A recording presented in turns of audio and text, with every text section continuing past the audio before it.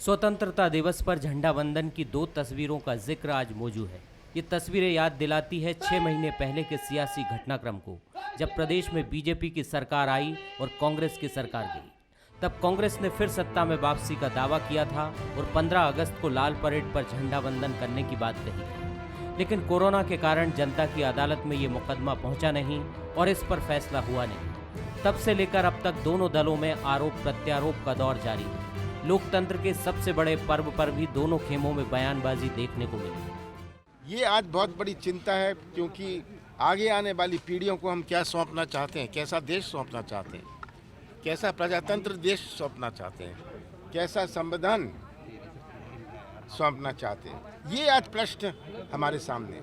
हसीन सख्त में सीरियल आता था, पहले की बात है ये। पहले अगर वो अगली बार का 26 जनवरी का कहा है शायद, अगले 15 अगस्त का, तो इस 15 अगस्त की माफी तो मांग लें। देखो, अब माननीय कमलनाथ जी मध्य प्रदेश में कभी भी झंडा नहीं फहराएंगे। ये स्थिति जिस तरह की कांग्रेस की है और जिस तरह के आज के बयान दिग्विजय सिंह जी के और ट्वीट देख के लग रहा है कि ये अब खत्म है मामला, आज घरों तक पहुंच रही है। कांग्रेस का सपना पूरा होगा या नहीं, ये जनता तय करेगी। लेकिन कांग्रेस सरकार खोने के दर्द से उबर नहीं पा रही। यही वजह है कि कार्यकर्ताओं में जोश भरने वो भावनात्मक मुद्दा बार बार उछाल रही है। उपचुनाव में भी कांग्रेस ये मुद्दा जोर शोर से उठाएगी, ये तय लगता है। विधायकों को खरीदा जा रहा है और जनमत को धन बल से समाप्त किया जा रहा है। इसलिए हमें फिर से लोकतंत्र को बचाने के लिए, संविधान को बचाने के लिए उसी तरह संघर्ष करना पड़ेगा जिस प्रकार से आज़ादी की लड़ाई में लोगों ने भाग लिया था। ये संकट संविधान पे नहीं है, ये जो संकट है ये कांग्रेस पे संकट है। और कांग्रेस को संकट से मुक्त करने के लिए कैसे भी कांग्रेस के लोगों का मनोबल बना रहे, कांग्रेस का बिखराव ना हो, और इसलिए इस तरह की बात करना कि हम 15 अगस्त को झंडा फहराएंगे, फिर कहा कि हम अगली जो बैठक होगी वो राजभवन में होगी विधायक दल की, तो इन बातों का क्या अर्थ होता है? राजनीतिक बयानबाजी अपनी जगह है, पर मध्य प्रदेश में कांग्रेस सरकार गिरने और बीजेपी के सरकार बनाने का घटनाक्रम किसी से छिपा नहीं। कांग्रेस के अंदर वर्चस्व को लेकर झगड़ा हुआ और बीजेपी ने इसका फायदा उठाया।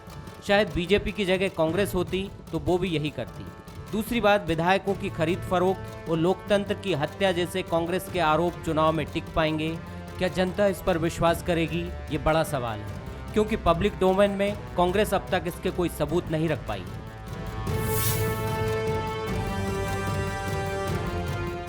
नमस्कार, मैं हूं शरद द्विवेदी और हमारा आज का मुद्दा है 15 अगस्त फिर आएगा। लेकिन उसके पहले आपको ढेर सारी शुभकामनाएं आज़ादी की वर्षगांठ की। और ये आज़ादी हम सभी के लिए उत्तरदायित्व, कर्तव्यबोध, अकाउंटेबिलिटी और अपेक्षाओं के साथ आगे बढ़ती रहे।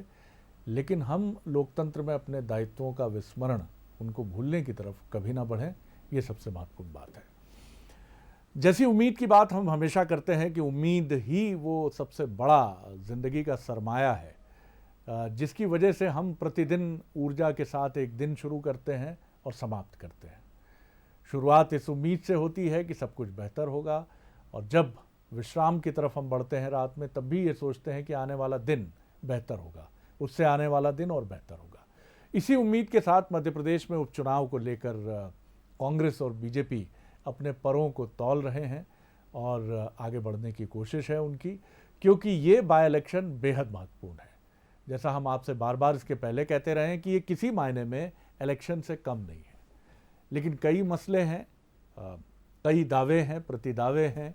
आपने सुने ही अभी कमलनाथ जी ने क्या कहा, और फिर उसका जवाब देते हुए बीजेपी के सीनियर लीडर और मध्य प्रदेश के गृह मंत्री, सरकार में नंबर 2 डॉक्टर नरोत्तम मिश्रा ने क्या कहा। तो ये जो आरोप प्रत्यारोप का सिलसिला है और वार प्रतिवार का सिलसिला है, ये तो जारी रहेगा। लेकिन किसका सपना पूरा होगा? और सपना पूरा होगा तो सपने पूरे सिर्फ सपना देख लेने की वजह से पूरे नहीं होते हैं। हकीकत के रंग भरने के लिए आपको वास्तविकता की ज़मीन पर अपना खून पसीना बहाना पड़ता है। तो तो कितनी तैयारी है, क्या चीज़ें रिलेवेंट रहेंगी इस इलेक्शन में, कई बड़े सवाल हैं। इन्हीं मुद्दों पर हम बात करेंगे आज। और जो मेहमान हमारे साथ हैं उनसे मुलाकात कर लीजिए। मेरे साथ स्टूडियो में हैं भारतीय जनता पार्टी के युवा नेता और राष्ट्रीय स्तर पर टीवी पैनलिस्ट और नागरिक आपूर्ति निगम के पूर्व चेयरमैन डॉक्टर हितेश वाजपेयी, बहुत स्वागत करता हूं। हमारे साथ हैं कांग्रेस के सीनियर लीडर और मीडिया डिपार्टमेंट का लगातार नेतृत्व करते आ रहे कांग्रेस के भूपेंद्र गुप्ता जी, उनका मैं बहुत स्वागत करता हूं। साथ ही वरिष्ठ पत्रकार और राजनीतिक विश्लेषक जगदीश द्विवेदी जी अपनी मुखर और प्रखर टिप्पणियों के साथ हमारे साथ बने रहेंगे। और क्यों नहीं ये बेहतर हो कि उन्हीं से शुरुआत करें, आगाज़ उन्हीं से हो। जगदीश जी, दावे प्रतिदावे हमने सुने, झंडा वंदन से लेकर झंडा फहराने को लेकर, और नरोत्तम मिश्रा जी ने तो ये भी दावा कर दिया है कि कभी वो सुबह कांग्रेस के लिए आना बड़ा कठिन होगा या असंभव ही होगा। बहरहाल ये चीज़ें चलती रहेंगी। और कांग्रेस का दावा ये है कि कल के बाद परसों, परसों के बाद नरसों, ये तो आता ही है, तो वो सुबह तो आएगी ही। दोनों के दावे प्रतिदावे हैं। उपचुनाव की तैयारियां अभी ज़रूर बीच में थोड़ी सी स्टैंड स्टिल हुई हैं, लेकिन जैसे ही घोषणा होगी ये तेज़ी से आगे बढ़ेंगे। आप किस तरह देखते हैं दोनों दलों की तैयारी? जी शरद जी, कल के बाद परसों और परसों के बाद नरसों, अरे आज भी आपका था, आज भी तो आपका था जी। आज को किसने खो दिया? पहले इस पे भी तो विचार करो जी।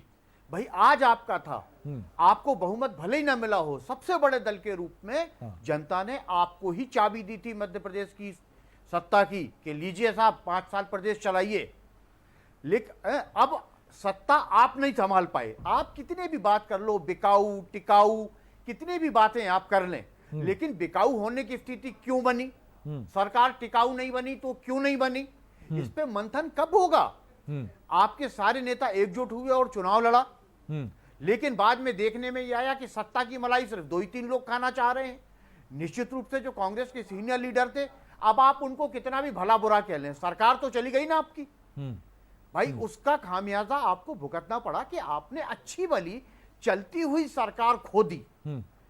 और उस सरकार को खोने के बाद अब आप फिर ये ठीक है, आप कांग्रेस के विधायकों को बिकाऊ कह सकते हैं, क्योंकि वो आपके लिए टिकाऊ नहीं थी इसलिए बिकाऊ हो गए।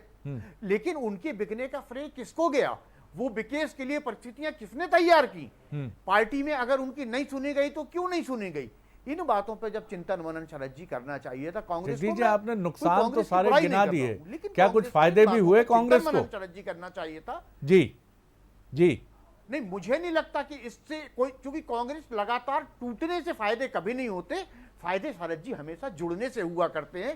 टूट के व्यक्ति हमेशा कमजोर होता जाता है, और टूटने पे जब हम मंथन नहीं करते, जब हम चिंतन नहीं करते, तो और उल्टा जाने वालों को भला बुरा कहते हैं। वो स्थितियां किसी भी राजनीतिक दल के लिए मैं नहीं जल्दी से एक प्रतिक्रिया मैं भूपेंद्र जी की ले लेता हूं। जगदीश जी, फिर मैं आऊंगा जी, फिर मैं लौटूंगा आपकी तरफ। भूपेंद्र जी, आपकी क्या प्रतिक्रिया है? आपने सुनी बात जगदीश जी की भी, और उन्होंने बहुत मजबूती से ये कहने की कोशिश की है कि आज भी आप ही का था।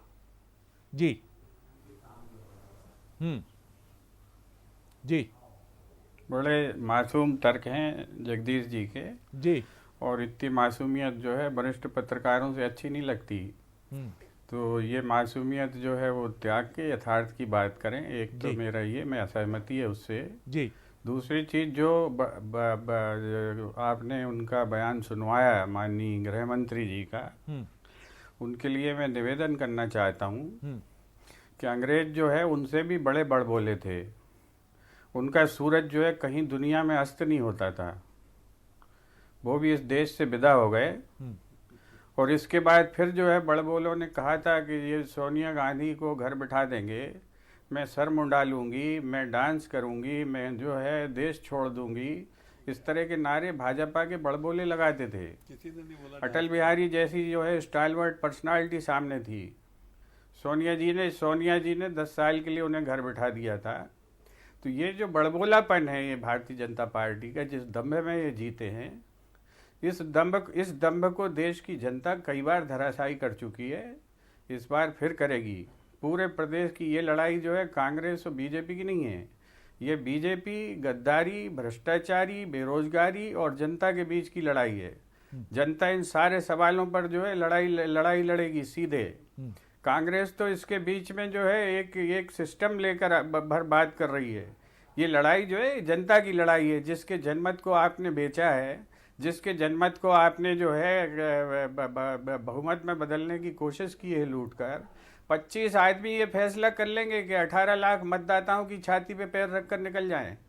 ये इस देश में इस देश में जो है जो लोकतंत्र के अलंबारदार, जिन्हें जो है लोकतंत्र की सेवा करनी चाहिए, वो ये तर्क देंगे कि साहब 25 लोगों ने बहुत अच्छा काम किया, 25 लोगों ने बहुत महान काम किया 18 लाख लोगों के जो है मत को कुचल कर। ये जो है ये देश का सवाल है, और ये सवाल सबसे बड़ा सवाल है। ये गांव-गांव में सवाल खड़ा है, क्यों नहीं जा पा रहे मंत्री लोग अपने चुनाव क्षेत्र में? हवा बंद क्यों है? क्यों आप चुनाव टालना चाहते हैं? क्यों बार बार जो है आप उसी कोविड का रोना रो रहे हैं? मैं जवाब लेता हूं, आप जो है डरोना करते थे। मैं बीजेपी से जवाब लेता हूं। जब ये कह रहे, सुन लीजिए, पूरी बात कर लेने दीजिए मुझे पूरी बात कह लेने, पूरी बात एक से एक लंबी तकरीर हो जाएगी सर जी। जिस दिन इन्होंने सरकार संभाली थी जी, कोई लंबी नहीं होगी, तकरीर नहीं है ये, आप माफ कीजिएगा, तथ्य बात कर रहा हूं मैं। जिस दिन इन्होंने सरकार संभाली थी, कोविड के 10 मरीज इस प्रदेश में थे, आज 42,000 मरीज हैं। जिस दिन जो है इन्होंने सत्ता संभाली थी, एक भी मौत कोविड से नहीं हुई थी मध्य प्रदेश में। आज 1,000 के हम आते हैं ना सेकंड राउंड पे, भूपेंद्र जी सेकंड राउंड पे आते हैं मुद्दों पर। मौतें सरकार की लापरवाही से। सुनिए मेरी बात तो सुन लीजिए सर, सेकंड राउंड है ना सर, अभी है सेकंड राउंड सर, अभी दूसरी बार आपके पास पूरा अवसर है ये मुद्दे बातें रखने के लिए। डॉक्टर हितेश वाजपेयी, कुछ मैं जल्दी से आपकी रिएक्शन चाहूंगा। भूपेंद्र जी ने बड़े सवाल खड़े करने की कोशिश की है। उनका कहना है कि जो नेतागण बीजेपी में गए हैं कांग्रेस छोड़कर, वो एक बेहद बड़ा मसला होगा जी, और जनता जवाब मांगेगी, जनता जवाब लेगी, और इसी पर कांग्रेस की उम्मीद सबसे ज्यादा टिकी हुई प्रतीत होती है। क्या कहेंगे आप? देखिए, सबसे पहले तो मध्य प्रदेश और छत्तीसगढ़ की जनता जो बंसल न्यूज़ को देखती है, आपके प्रस्ताव को मैं सेकंड करता हूँ। बहुत बहुत हार्दिक शुभकामनाएं स्वतंत्रता दिवस की। और कुछ चेहरे उसमें खिले हुए हैं और कुछ मुरझाए भी हैं, क्योंकि झूठी कस्में खा ली, झूठे वादे कर दिए, झूठ की सरकार चलाई 15 महीने। तो अब साहब, झूठ के तो पाँव नहीं होते कहते हैं, ये भी शायद एक कहावत है। सही, 15 साल चलाई वो नहीं दिखी, अंधों को ये नहीं दिखा कि 15 साल झूठ की पूरी हो जाने चलाई। बात पूरी हो जाने दी, धैर्य नहीं रहा इनमें जी, और शौर्य तो वैसे ही खत्म था। तो आप सोचिए, जगदीश जी को उन्होंने, धैर्य आप में नहीं है, देखिए धैर्य आप में नहीं है शरद जी, पहले उन्होंने कहा है मध्य प्रदेश की जनता को निपटाया, फिर श्रद्धा आस्था को निपटाया, किसानों को निपटाया, और यहाँ कार्यक्रम में बैठ के जगदीश जी को भी निपटा दिया। आप सोचिए, जगदीश जी जैसे व्यक्ति जो हमेशा कांग्रेस की अच्छाई देखते रहे कि ये कैसे खड़ी होगी, आज भी वो यही कह रहे हैं कि भाई आज को देखो, तो वो लगे हैं अपने गालियाँ दिए जा रहे हैं। और आप देखेंगे शरद जी कि ये अपनी ही पार्टी के विधायकों को गधा, घोड़ा, खच्चर और पार्टी को अस्तबल कहते हैं। ये ट्वीट पे ऑन रिकॉर्ड है। और अपनी ही पार्टी के विधायकों को बिकाऊ कहते हैं, गद्दार कहते हैं। देखिए, ना सरकार बची, ना संगठन तितर बितर हो गया, आज चारों तरफ थूथू हो रही है। बोलिए साहब, विधानसभा की बैठक कहाँ करेंगे, तो पता नहीं कहाँ बता दिया। बोले साहब, अगला 15 अगस्त का हम ही ले रहे हैं। बोले आप जनता की बात नहीं कर रहे हैं भाई, बोलिए कि अगली हम किसानों के बीच बैठक करेंगे, अगली बार हम ध्वज लहराएंगे तो हम इस गांव में जाके लहराएंगे। तो थोड़ा जनता की बात कर लो साहब, आप अपने अहंकार में डूबे हो भाई। वो आपके वो इंदौरी साहब ने नहीं कहा, हालांकि उन्होंने कठोर शब्द किए, अब रहे नहीं कि किसी के बाप का थोड़ी ना है हिंदुस्तान। तो शायद मुझे लगता है इन लाइनों को याद रखिए साहब, ये जनता का है। वो 25 लोग भी जो गए हैं वो आपके पास से चले गए, तो ऐसा थोड़ा ना कि चुने हुए प्रतिनिधि नहीं थे, आपका है, वो विधायक थे। नहीं, आपका है, नहीं, उनने तो कहा था बाप का नहीं है। तो ये आप अपने लोगों को दिल्ली में बताइए, हिंदुस्तान भाई दिल्ली में बताइए, दिल्ली में बताइए अपने आकाओं को संगठन के कि राहत इंदौरी साहब कहते थे कि किसी के बाप का नहीं है हिंदुस्तान, ये जनता का है। समझाइए डॉक्टर वाजपेयी और आप दोनों जो मेरे सामने बहुत ही, सर मेरा निवेदन सुन जी, हम खूब बात कर लेंगे। आप जीवन में आप दोनों शरद जी, अब मेरा निवेदन सुन लीजिए। मतलब अगर दर्शकों आप को अच्छी शर्म आ रही कराना होगी इनकी चाहते हैं, भाषा, तो आप उन्हें शब्दकोश टोकिए। उसको सुनते हुए औकात और कि ये संभ्रांत किसी का पार्टी बाप है, और किसी का क्या, शब्दकोश ये की कौन सी दरिद्रता भाषा से है? गुजरती हुई इन चीजों और से मैं कर रहा हूं तो तकलीफ हो रही है, इससे मैं तो पलट के वही शब्द दोहरा चलिए रहा हूं। जगदीश जी, मैं आपकी तरफ आ रहा हूँ। माहौल काफी गर्म हो गया है, थोड़ा सा हम इसको फिर सामान्य टेम्परेचर पर आते हैं, क्योंकि कोरोना काल में भी कहा जाता है कि हाई टेम्परेचर नहीं होना चाहिए, लो टेम्परेचर। जी आप कहिए जी जगदीश जी। बातचीत करते नहीं अमूमन वो। जी बोलिए जगदीश जी। देखिए, एक तो पहली चीज में भूपेंद्र जी के शब्द से पूरी तरह असहमत हूं कि उनके तर्क मासूम। अगर आपके पक्ष की, मैं कोई पार्टी नहीं हूं, आप राजनीतिक दल की पार्टी हैं, आप नेतागिरी करते हैं, मैं नेतागिरी नहीं करता। तो पहली चीज तो बातचीत करने से पहले मुद्दे पे आ किसी तरह के आरोप और आक्षेप लगाने की कोशिश की, इस पे मत करिए। जी नहीं, मुद्दे पे मैं आऊंगा। भूपेंद्र जी मेरे सीनियर हैं और इसीलिए मैं बहुत बंधे हुए शब्दों में अपनी बात कर रहा हूं, क्योंकि मैं उनको अग्रज मानता हूं, वरना मैं बहुत अच्छा जवाब देना जानता था और बहुत तार्किक दे सकता हूं। जी ठीक है ना जी। अब वो चूंकि मेरे बड़े भाई मानता हूं मैं, इसलिए मैं यही कह रहा हूं कि आपको तर्क इसलिए मासूम लग रहे कि वो आपके पक्ष के नहीं है। जब मैं बीजेपी की अगर बात करूं, अगर जब मैं कांग्रेस के पक्ष में खड़ा हो जाऊं तो मेरे तर्क मासूम नहीं होंगे, वो सत्यता के करीब हो जाएंगे। क्या इस बात को एक आपकी नजर कर रहा हूं, आपकी नजर यानी मीडिया की नजर कर रहा हूं कि तू चाहे जितना अच्छा हो, कोई ना कोई तो बुरा कहेगा। देह मिली है, दुख भी मिलेगा, सबने सहा है, तू भी सहेगा। तो कितना अच्छा हो जाए जगत में, कोई ना कोई तो कहेगा अच्छे नहीं हो। बहरहाल मैं जगदीश जी आप मुद्दों की तरफ लौटता हूं। मुद्दा क्या है इस इलेक्शन में? क्या आपको लगता है कि ये जो तथाकथित वफादारी न करने का मसला है, पार्टी कांग्रेस को धोखा देने का मसला है, कांग्रेस के ये एक बड़ा मुद्दा होगा नो डाउट, और किसी भी पार्टी के लिए ये बड़ा मसला हो सकता है। लेकिन आपको लगता है क्या ये रूप से मुद्दा होगा और ये मुद्दा चुनाव में असर करेगा? जी। लेकिन मुझे जो कहना है जी, कांग्रेस को अब देखो, उपचुनाव कौन जीतेगा कौन नहीं जीतेगा, टीवी पे बैठ के डिबेट करने से उपचुनाव नहीं जीते जाते। उपचुनाव मैदान में जीते जाते हैं और 3 महीने बाद सारे लोगों की बातचीतों के तर्कों के जवाब भी सामने आ जाएंगे। तो उसमें कोई, लेकिन निश्चित रूप से चुनाव बहुत बड़ा है और मध्य प्रदेश के, आपकी बात में पूरी तरह सहमत हूं कि विधानसभा चुनाव से कहीं भी कमतर नहीं है। सत्ता का फैसला करेगा ये चुनाव, बीजेपी मजबूत होगी या कांग्रेस मजबूत होगी। निश्चित रूप से कांग्रेस के लिए सीटों का फासला बीजेपी की तुलना में अब लंबा है, लेकिन बावजूद उसके पास, मैं मान रहा हूं, इस तर्क को मैं स्वीकारता हूं कि जो भी विधायक गए हैं, जो स्टैंडिंग एमएलए गए हैं, उनके लिए चुनाव जीतना कठिन होगा। मैं ये नहीं कह रहा हूं कि असंभव है, क्योंकि राजनीति में असंभव नहीं होता, और वो गए होंगे तो निश्चित रूप से वो सालों से नेतागिरी कर रहे हैं और वो अपनी संभावनाएं देख के गए हैं निश्चित रूप से। लेकिन राजनेताओं के इसके बीच में, दावों प्रतिवादों के बीच में संवाद की स्थिति में कम से कम सौजन्यता रखनी चाहिए, बातचीत में सौम्यता होनी चाहिए, शालीनता होनी चाहिए। आरोप लगाइए आप एक दूसरे पर, आरोप लगाने के लिए हैं, लेकिन आप इस तरह के आरोप मत लगाइए कि दूसरों को तकलीफ हो उससे। बिल्कुल जगदीश जी, मैं इत्तेफाक करता हूं आपकी बात से, और ये भी बहुत अच्छा संयोग है कि इस केंद्र बिंदु जो इस पूरी दोनों पार्टियों के दो प्रमुख नायक हैं, मुख्यमंत्री शिवराज सिंह चौहान, पूर्व मुख्यमंत्री कमलनाथ, उनका भाषा का संयम हमने अपवाद स्वरूप कभी हमने नहीं देखा कि कमलनाथ जी बहुत पीड़ा से भरकर ये बोलते नजर आए हैं बीजेपी के लिए कि क्या है, और इधर ही कॉन्ट्ररी हमने कभी नहीं देखा कि शिवराज जी इस तरह के शब्दों को बोलते नजर आए। तो मुझे लगता है ये एक मैसेजिंग है। निश्चित रूप से शरद जी संजीदा राजनेता है, कमलनाथ जी भी गंभीर हैं, शिवराज जी भी गंभीर हैं। जी भूपेंद्र जी, मसला इस उपचुनाव का क्या होगा? और सर ये तो विनम्र अपेक्षा हमसे भी होगी, मीडिया से भी, और बीजेपी और कांग्रेस से भी, और भूपेंद्र जी और डॉक्टर वाजपेयी से भी होगी कि मुझे लगता है इतनी समृद्ध भाषा है हमारी, हिंदी या और भी भाषा हो, अंग्रेजी हो या कोई हमारी भाषा हो, उसमें एक्सप्रेशन के लिए, इंटेंसिटी के लिए बहुत शब्द हैं हमारे पास, बजाय कुछ और शब्दों के। तो मैं ये समझाने का, आप दोनों बहुत विद्वान हैं। जी भूपेंद्र जी, मुद्दे क्या होंगे और आपकी ताकत क्या होगी इस बाय इलेक्शन में? सर भूपेंद्र जी। जी देखिए, हमने आपसे जो निवेदन किया, पहले तो मैं जगदीश जी की बात का जवाब दे दूं कि जगदीश जी से मैंने कहा कि मैं असहमत हूं। असहमति मेरा अधिकार है जी, और जो है उसमें वो तर्क गलत है, सही है, इस पर मैंने कोई विवाद नहीं किया है। और वो मैं उनका उतना ही सम्मान करता हूँ जितना वो मेरा करते हैं। इसका सम्मान से कोई वास्ता नहीं है। ये एक जो है डिबेट है और उस डिबेट में मुझे मेरी असहमति जाहिर करने का हक है। दूसरा सवाल ये है कि आज चुनाव में जब हम उतर रहे हैं, हम चुनाव में पूरी तैयारी से उतर रहे हैं। हमारे पास सारी चीज़ें, हमें मालूम है कि कहाँ पर क्या होने वाला है।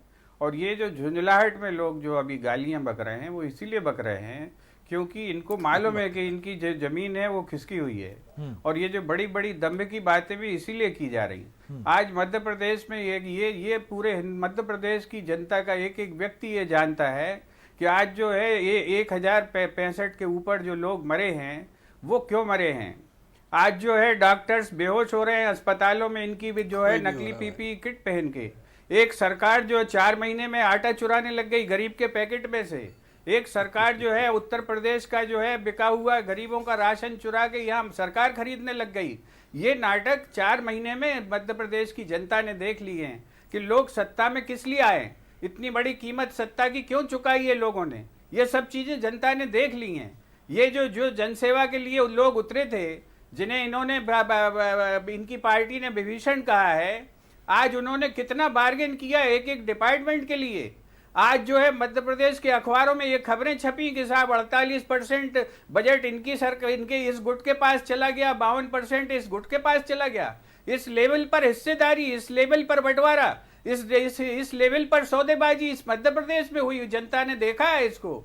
क्या आज के पहले इतिहास में कभी भी मध्य प्रदेश की सरकारों में ये फैसले हुए थे कि कौन सा विभाग मलाईदार है, कौन सा विभाग मलाईदार नहीं है? ये सरकार ये फैसला कर रही, सड़क पर फैसला कर रही और सौदेबाजी को नंगाई से सरकार कर रही। ये जनता आंख से जवाब देख रही है, उसकी खुद की आंखें हैं, उसे किसी की आंख से बताने की जरूरत नहीं है। और ये फैसले हैं, ये इन पर फैसला करेगी जनता। जी डॉक्टर वाजपेयी, आप क्या कहेंगे? भूपेंद्र जी का ये भी आरोप है कि वो करप्शन का एक इशू उठाकर देखिए, जनता झूठों की सरकार गई, इसका उत्सव उठाएंगे। पूरे झूठ का पुलंदा जो वादे थे एक भी पूरा नहीं हुआ और जनता उत्साह में है और उत्साह का प्रकटीकरण वो इन उपचुनाव में करेगी। और जो 15 महीने की धुप्पल की उचट के लगी थी कांग्रेस की, जिसको बोलते हैं ना बीच में, जिसको संभाल नहीं पाए, जगदीश जी ने इशारा भी किया लेकिन अभी भी वो संभल ही नहीं पा रहे, तो संभालेंगे क्या? तो ऐसी स्थिति में आप मान के चलिए कि कोई इनका भविष्य नहीं है। 27 जगहों पर शरद जी बूथ पर आदमी नहीं है, प्रत्याशी तो छोड़िए, बहुत बड़ी बात हो गई भविष्य है। तो इसलिए आप मानकर चलिए कि आने वाले समय में हमारे ऊपर जिम्मेदारी ज़्यादा है। और यही कारण है कि 3 साल मध्य प्रदेश में डेवलपमेंट के क्या प्रोग्राम होंगे, नई नई स्कीम्स हम जो लेकर आए थे उसकी पुनर्स्थापना कैसे करें जो बंद हो गई थी, और उसी में ही हमारा पूरा ध्यान है, चाहे वो शिक्षकों की हो, किसानों की हो। अतिथि शिक्षक की योजना अभी आपसे जब मैं बात कर रहा हूँ उसकी पूर्व संध्या पर अतिथि शिक्षकों की भर्ती शुरू करेंगे। चलिए जी, आपको ध्यान होगा, आपने भी कई बार इस मुद्दे को उठाया है। अरे आप रहने दीजिए सर, अब चुनाव में चिल्लाइएगा जाके। अभी अतिथि शिक्षकों की बात मैंने करना शुरू किया है, अभी उनकी बात रखिए और आप उछल गए। देखिए, आपको समझना चाहिए उनका दर्द, जिनके चूल्हे बंद करा दिए आपने। आपके पटवारी जी उनकी तिजोरी लूट कर चले गए, आप सोचिए उनसे पैसे ले डाले आपने। तो ऐसी तो लूटपाट आपने मचा रखी। चलिए तो मुझे लगता है हम उसको पटरी पर वापस लाएंगे और मध्य प्रदेश को इस कालखंड में और बेहतर कैसे बनाते हैं उसके लिए चलिए मैं बहुत बहुत धन्यवाद करता हूँ भूपेंद्र जी, धन्यवाद डॉक्टर हितेश वाजपेयी और धन्यवाद जगदीश द्विवेदी जी। ये ज़रूर है कि तलखी बहुत बढ़ गई है और ये कड़वाहट इस बातचीत में, इस डिबेट में भी हमने महसूस की है। लेकिन दुर्भाग्य से, या मैं क्या कहूँ इसको, कोई रेफरी नहीं हूँ कि कड़वाहट कभी नतीजे तक कितनी बार पहुँचती है, बल्कि शायद वो आपकी परेशानी को बढ़ा देती है। और यही वजह है कि संयम का सहारा बहुत मुश्किल वक्त में भी विद्वानों ने भी कहा है, सनातन परंपरा ने भी कहा है कि आप अपने धैर्य और संयम को मत छोड़िए। और जितने भी हमने टॉप लीडरशिप को देखा है, चाहे कांग्रेस की हो, बीजेपी की हो, हमने ये चीज़ देखी है कि उन्होंने एक चुनौतीपूर्ण समय का भी सामना, चाहे वो इंदिरा गांधी ने 77 के बाद का सामना किया हो या कभी बीजेपी ने जनसंघ के बाद 80 से लेकर 90 तक के दशक का एक बेहद चुनौतीपूर्ण समय बीजेपी ने तय किया है। तो साथ यही देता है और यही बिटवीन द लाइन्स संदेश है दोनों पार्टियों के लिए। जो जितने अपने धैर्य से अपना शक्ति संचय करते हुए इन उपचुनावों में उतरेगा, वो उतने बेहतर नतीजों के साथ सामने आएगा। बहुत धन्यवाद आप तीनों पैनलिस्ट का। बने रहिए बंसल न्यूज़ पर। नमस्कार।